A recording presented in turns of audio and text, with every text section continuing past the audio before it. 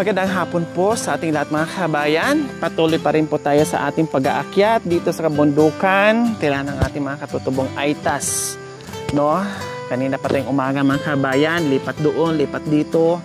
No? Talagang sinusuyod natin kahit wala tayong nakikitang bahay pero pinupuntahan natin. No? Palatandaan na lang po namin mga kabayan pag merong umuusok. So ibig sabihin may nagluluto, may nagsasaing. So ngayon mga kabayan, meron naman kami nakitang bahay. Puntahan natin ngayon. Ay, Diyos ko, parang ang sarap ng puso ko na puro sariwang hangin ang nalalanghap namin dito mga kabayan. Hello! Hello, ate! Hello! Tao po! Ay, ate! Ay. Nagulat si ate sa tao po namin. Wow, naglalaba nga po na. Ha? Hindi pa tapos. Hindi pa tapos. Lagay ko lang tong mic, pwede? Sige. Bakit inabot na kayo ng hapon? Marami kasi nilalabahan eh. Ha? Marami. Wala bang sapa dito para doon kayo maglaba? Malayo na. Saan? Diyan sa baba. Diyan kami Ito. Oh. So, may sapa dito. May sapa kinilalabhan? O hinahakot yung tubig? Hinahakot lang. Hinakot saan pa kayo nag-iigib? Sa sapa. Ha? Bakit doon pa kayo nag-iigib sa sapa? Pwede naman sana doon na lang muna kayo maglaba. Para hindi na mapapagod. Ha? Anong pangalan niyo po, ate? Carmelita. Si Nanay Carmelita, anak mo? Apo. Ilan? Ay, apo. Ibig sabihin, marami kayong nakatira dyan. Oh.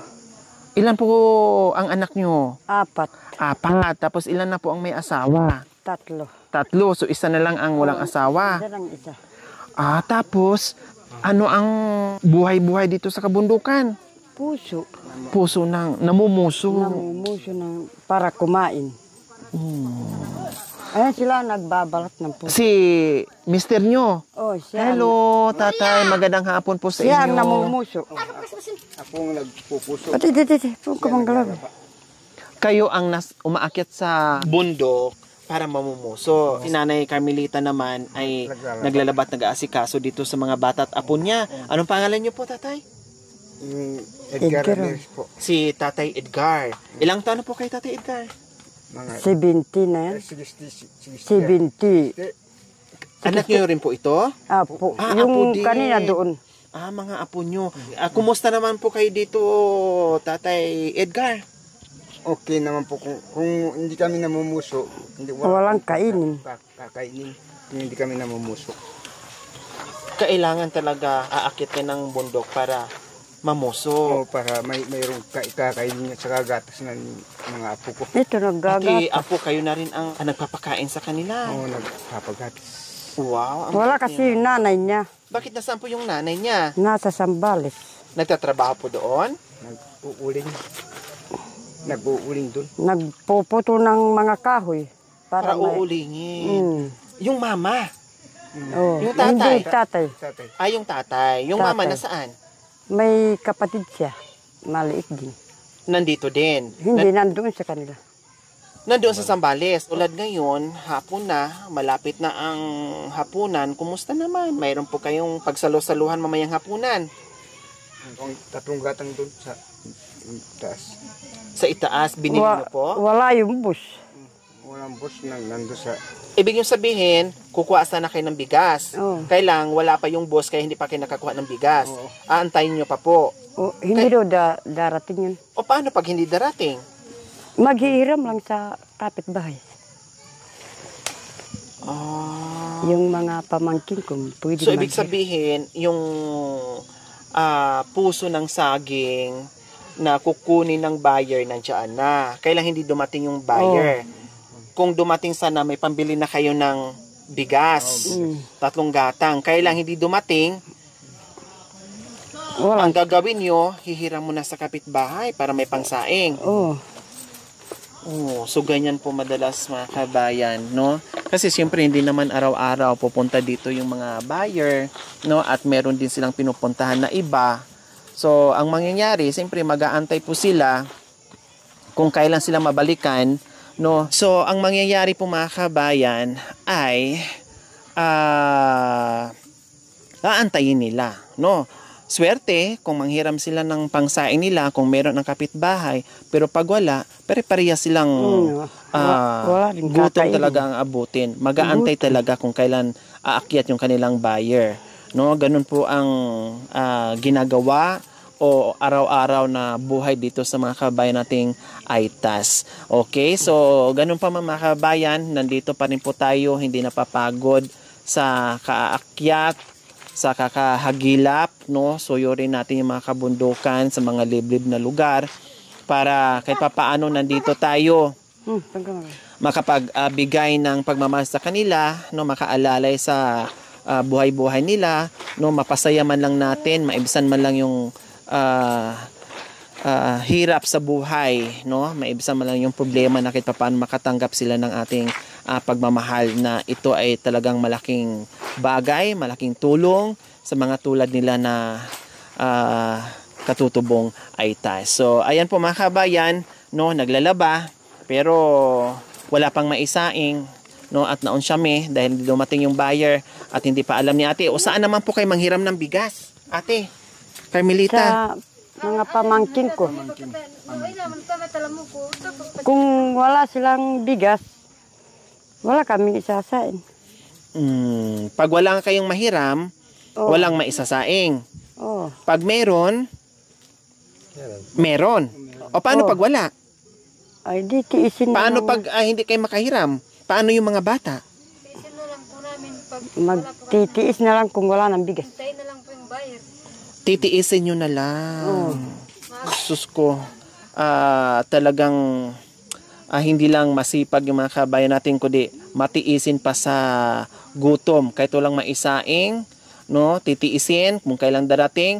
Buti na lang, kahit paano, kung meron silang kamuting kahoy, kamote, no? Or anong pwedeng mailaga dyan, saging, no? Ay ginagawa nila. Yun ang pangpatawid gutom, na kahit paano ay merong laman yung kanilang kumakalam na sikmura. Okay, sige.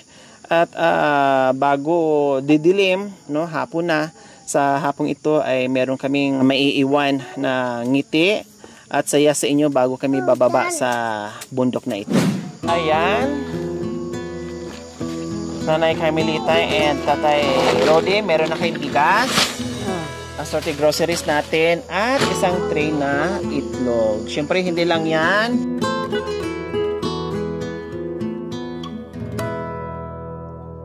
Meron na kayong maisasaing kasi sabi nyo ay hindi dumating yung buyer nyo na dapat ay uutang o babayaran kayo doon sa kalakal nyo na pambili nyo ng bigas, no? Paano yung mga bata, no? Matutulog na lang sila na walang kain kung kakayanin nila, or iiyak sila bago matulog dahil gutom na gutom sila. Diba? Maraming salamat sa binigay niyo, tulong ninyo. Kung wala kayo sana, wala kaming isasain. Titiisin kung walang bigas. Salamat po sa binigay yung bigas. Saka kung wala sana yung nagbigay ng bigas, wala kaming isasain. Dahil wala yung bayar. Kung walang bigas, nag-iiram lang sa kapitbahay. Kung wala namang bigas yung kapitbahay, pasensya na lang. Salamat po. Ayan. Walang anuman po, Tatay Edgar. Na talagang ramdam namin dito kung anong buhay meron kayo dito sa kabundukan. Kaya nga ako hindi napapagod, yung buong team, akyat baba, no? Kahit buong maghapon na kami dito, gagawin namin sa abot ng aming makakaya, na kahit paano, ma-sure namin, no, na bago kami bababa na meron kayong maisaing. Dahil alam kong merong mga anak or apo na iiyak pag walang ihandang pagkain. And so, ayan po mga kabayan. Maraming salamat po sa walang sawang pagmamahal. Sir Jess M. ng Rabi KSA. And shout out din kay Ma'am Kat and Sir Albert ng Rabi KSA Saudi Arabia. Maraming salamat po sa inyong ginito ang puso. Naway pagpalain po tayo ng Panginoong Diyos sa araw-araw Nawa ibigyan po tayo ng kalakasan ng katawan sa araw-araw. Nawa ibigyan po tayo ng mahabang buhay. Pang sa ganon, marami pa tayong matulungan na gaya nila. So mga kabayan, huwag niyo pong kalimutan, pakishare at subscribe sa aking YouTube channel, Lori Aquino Talita. Maraming salamat po. God bless us all. Bye! Bye-bye, bibi! Oh, di ba yung mga bata sabi siguro sa isipan nila, ay salamat meron na kami makakain mamaya. No. Kasi palagi sa gatas yun. Palagi sa gatas kahit na nag-utang lang. Palagi sa gatas. Mangungutang lang akong gatas para mayroong gatas siya. Sige, dito na kami ha. Salamat.